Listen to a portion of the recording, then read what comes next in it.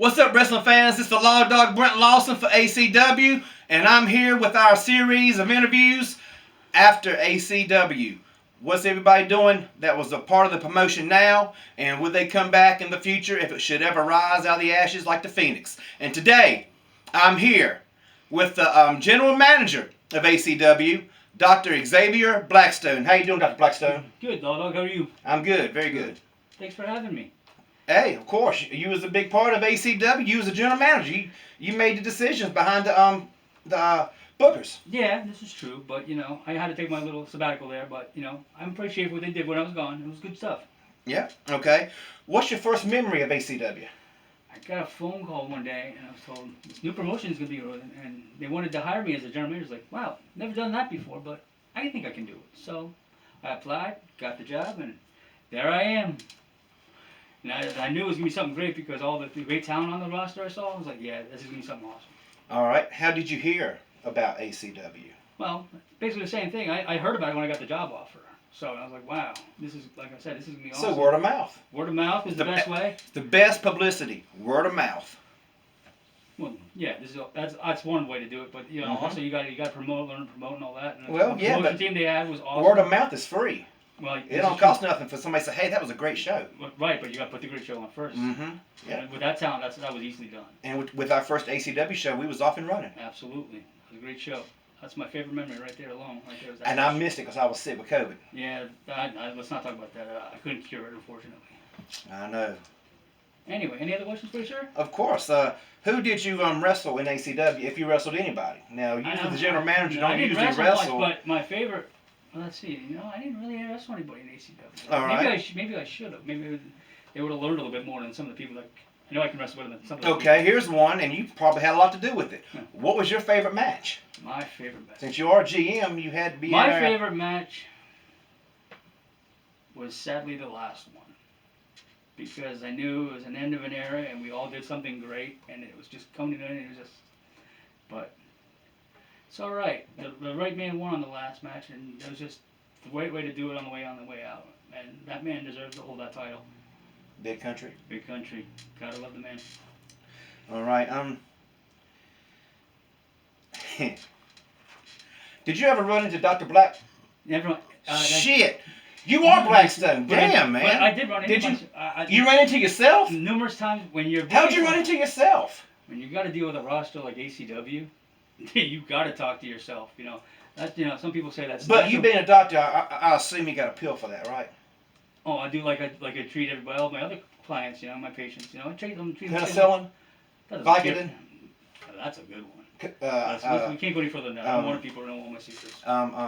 Shoot, what's one that I hear about a lot? No.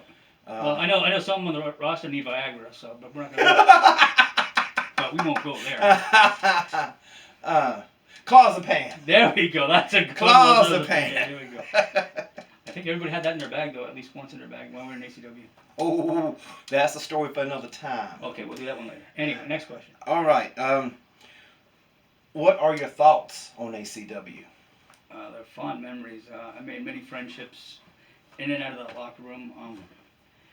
ACW was a great place for me. It's given me an opportunity to do something I've never done before, and I'm appreciative of that.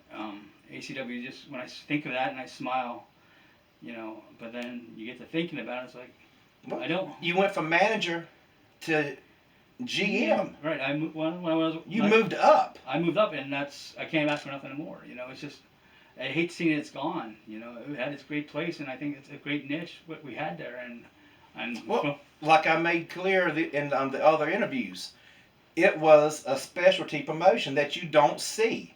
We had ACW has specialty matches. Absolutely. You might see a First Blood, Stairway to Hell, Reaper Rules, Loser Leave Town. You might see any of those type of matches or anything else.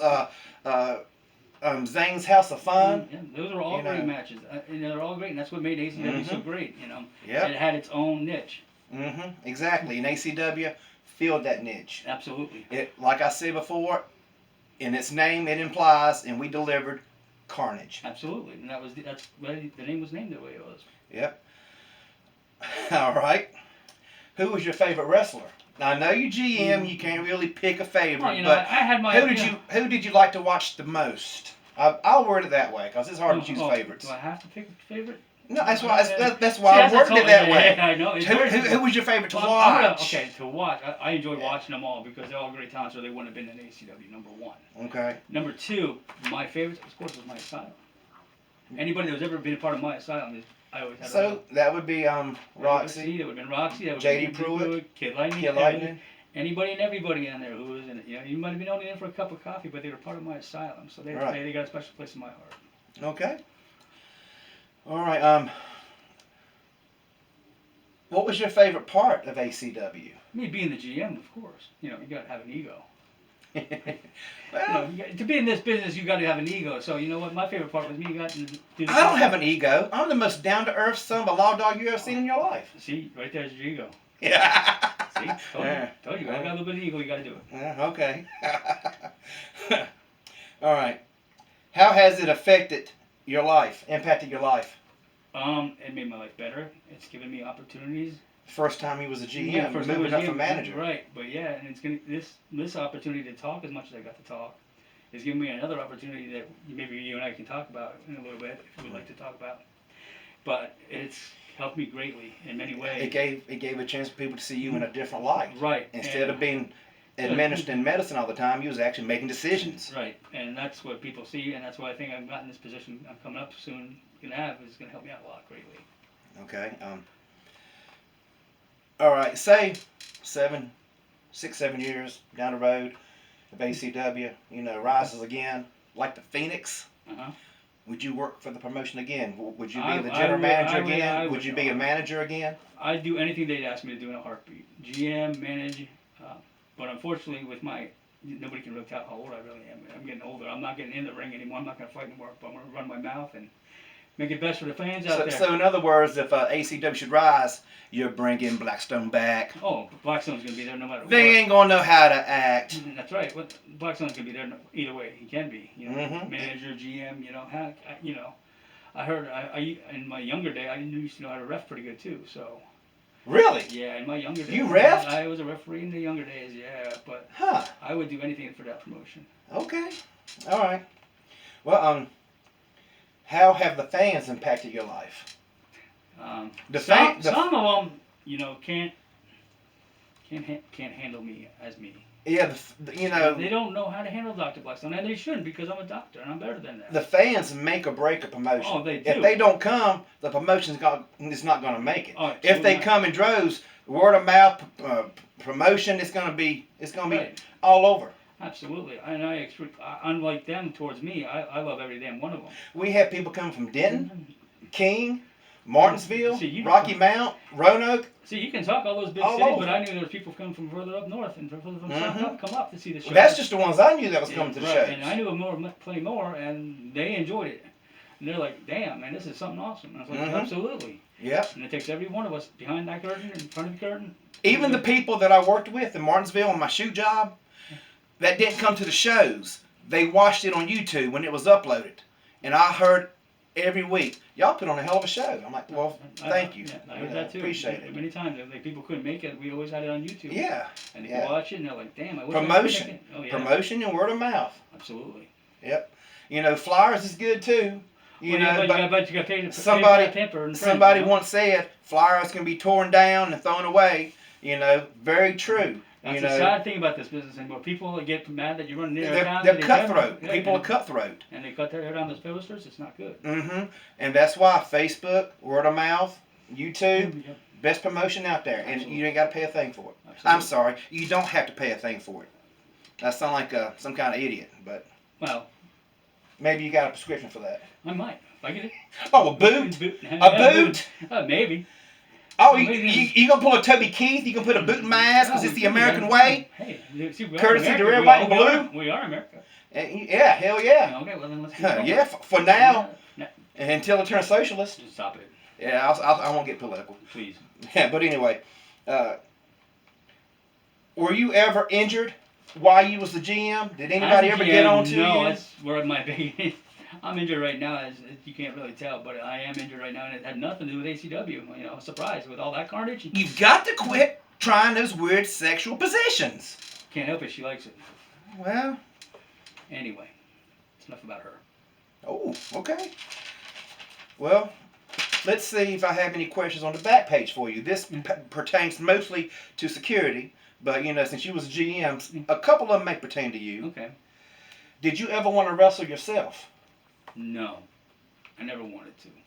Okay. I can do better where I am in that position I was in. Okay. I didn't want to throw somebody in the ring. I ran this question by the promoter Uh-huh. a little while ago, and he said, wrestle yourself.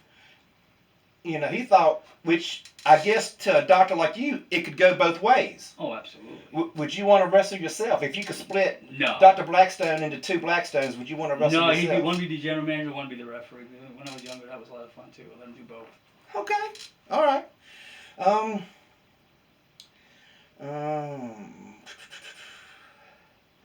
When you became part of the show, how did it feel? Honored.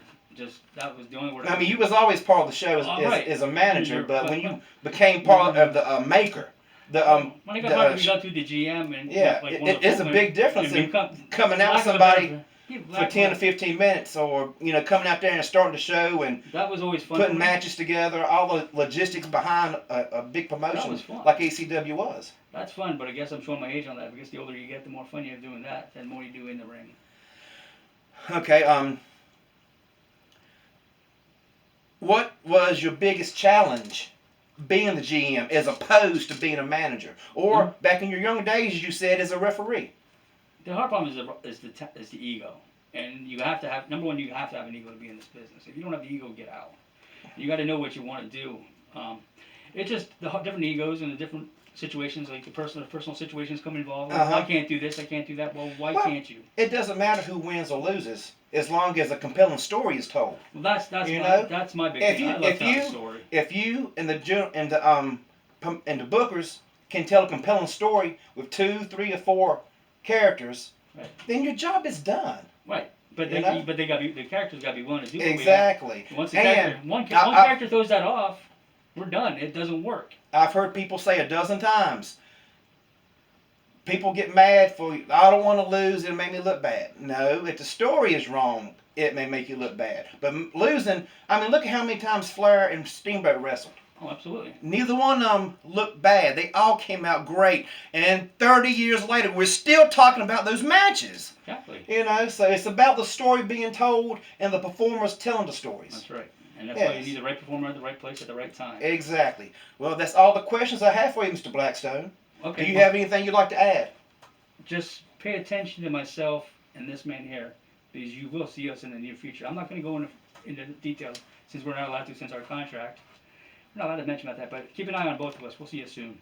All right. For ACW, remembered, I'm the Law Dog Brent Lawson with Dr. Xavier Blackstone. We'll see you soon.